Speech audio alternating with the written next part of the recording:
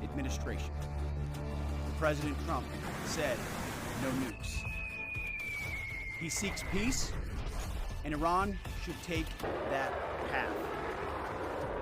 He sent out a truth last night saying this: any retaliation by Iran against the United States of America will be met with force far greater than what was witnessed tonight. Signed, the President of the United States, Donald J. Trump.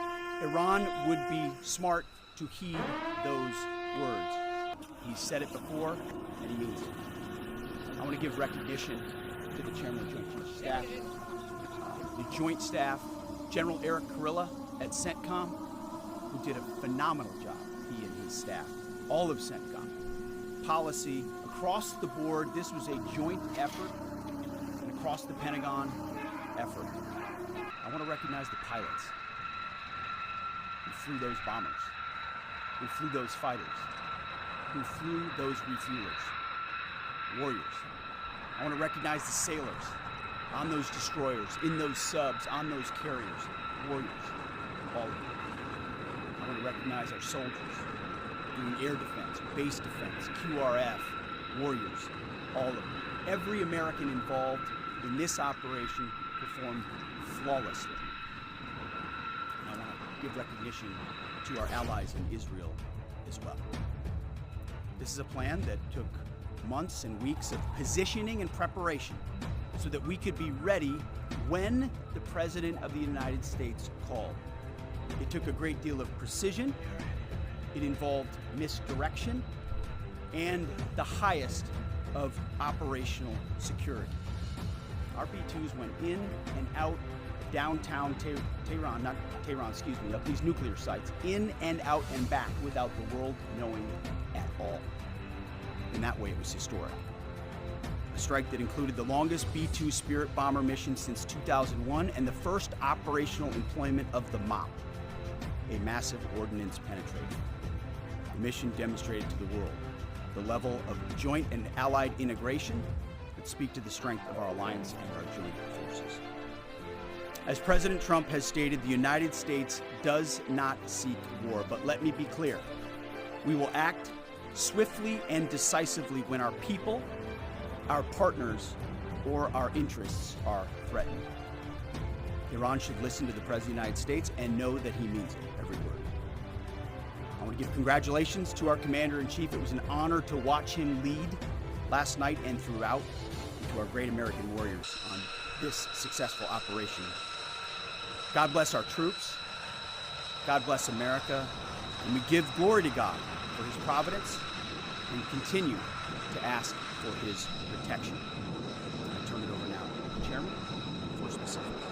Thank you, Mr. Secretary. Thanks for recognizing all of our folks out there doing our nation's work, and nice to see everybody on this early Sunday morning. Last night, on the President's orders, U.S. Central Command, under the command of General Eric Kurilla, executed Operation Midnight Hammer, a deliberate and precise strike against 3 Iranian nuclear facilities. This was a complex and high-risk mission carried out with exceptional skill and discipline by our joint force. I want to thank every service member, planner, operator that made this mission possible. Their actions reflect the highest standards of the United States Armed Forces. This operation was designed to severely degrade Iran's nuclear weapons infrastructure. It was planned and executed across multiple domains and theaters with coordination that reflects our ability to project power globally with speed and precision at the time and place of our nation's choosing. This was a highly classified mission with very few people in Washington knowing the timing or nature of this plan. I'll refer you to the graphic on the side as I walk you through some of the operational details. At midnight Friday into Saturday morning, a large B-2 strike package comprised of bombers launched from the continental United States.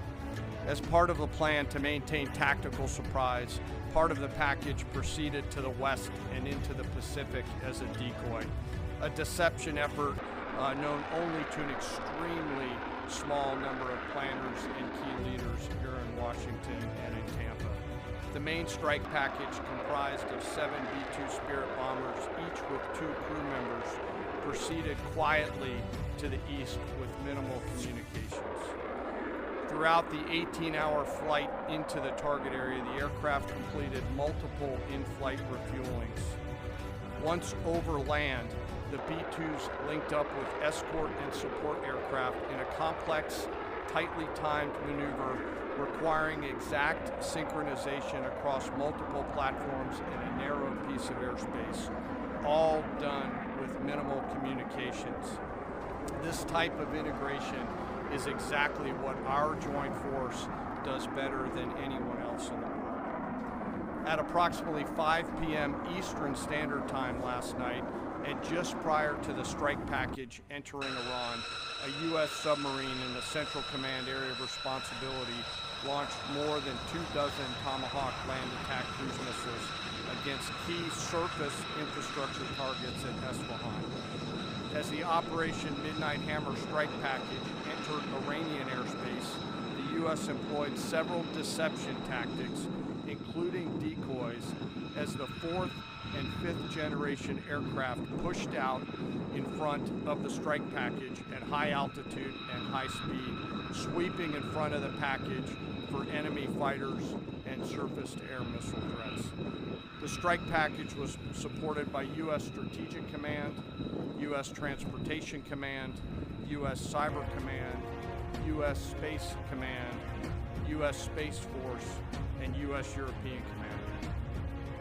As the strike package approached Bordeaux and Natanz, the U.S. protection package employed high-speed suppression weapons to ensure safe passage of the strike package, with fighter assets employing preemptive suppressing fires against any potential Iranian surface-to-air threats.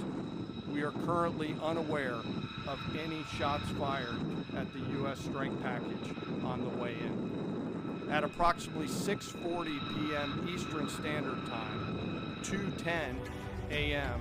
Iran time, the lead B-2 dropped 2 GBU-57 massive ordnance penetrator weapons on the first of several aim points at Bordeaux.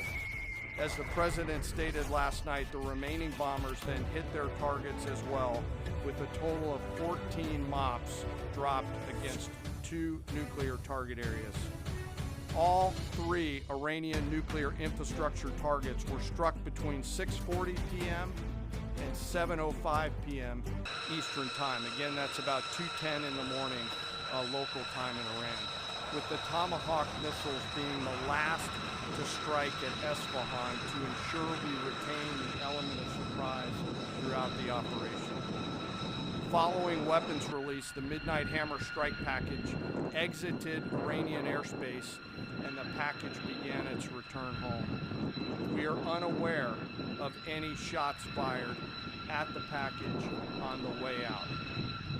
Iran's fighters did not fly, and it appears that Iran's surface-to-air missile systems did not see us. Throughout the mission, we retained the element of surprise. In total, U.S. forces employed approximately 75 precision-guided weapons during this operation. This included, as the president stated last night, 14 30,000-pound GBU-57 massive ordnance penetrators, marking the first ever operational use of this weapon. I know that battle damage is of great interest. Final battle damage will take some time, but initial battle damage assessments indicate that all 3 sites sustained extremely severe damage and destruction. More than 125 U.S. aircraft participated in this mission, including B-2 stealth bombers, multiple flights of 4th and 5th generation fighters, dozens and dozens of air refueling tankers, a guided missile submarine, and a full array of intelligence, surveillance, and reconnaissance aircraft, as well as hundreds of maintenance and operational professionals. As the Secretary said, this was the largest B-2 operational strike in U.S. history and the second longest B-2 mission ever flown, exceeded only by those in the days following 9/11. Well prior to the strike, General Kurilla elevated force protection measures across the region, especially in Iraq, Syria, and the Gulf. Our forces remain on high alert and are fully postured to respond to any Iranian retaliation or proxy attacks, which would be an incredibly poor choice. We will defend ourselves. The safety of our service members and civilians remains our highest priority. This mission demonstrates the unmatched reach, coordination, and capability of the United States military. In just a matter of weeks, this went from strategic planning to global execution. This operation underscores the unmatched capabilities and global reach of the United States military. As the President clearly said last night, no other military in the world could have done this. I join the President and the Secretary in being incredibly proud of the air crews, naval forces, cyber operators, planners and support teams, and commanders who made this mission possible. It is their skill, discipline, and teamwork that makes this operation possible. I am particularly proud of our discipline related to operational security, something that was of great concern to the President, the Secretary, General Kurilla, and me, and we will continue to focus on this. As we stand here this morning, many assets are still airborne, and we have hundreds deployed. I ask that we keep our warfighters on their way home and our deployed service member in our thoughts. Our joint force remains ready to defend the United States, our troops, and our interests in the region. Thank you very much.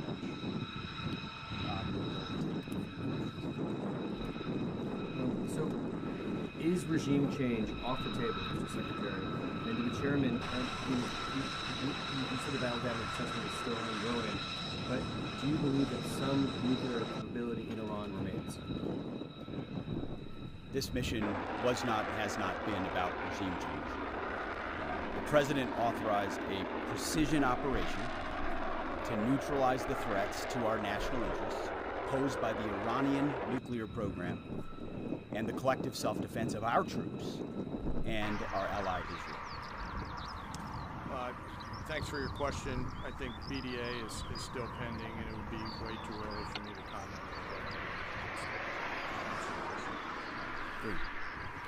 Green. No, behind you. Excuse me, Mr. Secretary, can you tell me, was there a particular moment when the President decided to pull the trigger on this operation? Or is it now, rather than being something in the whole